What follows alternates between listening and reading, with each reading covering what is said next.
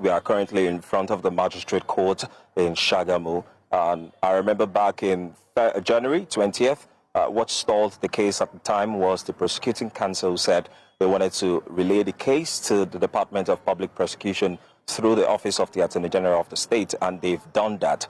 Today, court sat at exactly 9 o'clock. The case of Anthony Joshua's driver in person of Mobolaji Kayode was the first on the docket, and it was called up. As it was called up, the representatives from the prosecuting counsel introduced themselves. Also, representative of the defendant introduced themselves, and a representative from the Department of Public Prosecution also introduced themselves. The Department of Public Prosecution have submitted a legal advice to the legal office. However, the judge has not gotten it.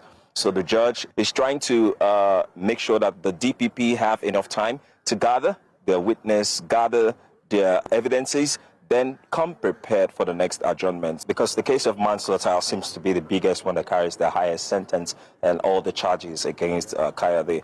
And in most cases, when the DPP is usually brought in, is to try to reduce or in one way or the other not involve or mete out the greatest of the punishment. But I wouldn't want to preempt the court, and I don't know what exactly and why the prosecuting counsel decided to do that. That in most cases, that is usually the trend. They involve the DPP because they don't probably want to instill the biggest punishments. But that is not to say that the legal advice of the DPP won't be the full sentence or the full penalty for that particular offense or that particular. So we don't have, we're not privy to what is in the legal advice for now. In fact, the judge is not privy to it for now at the same time, because she's waiting to receive a copy of that legal advice from the legal office, that is the registry.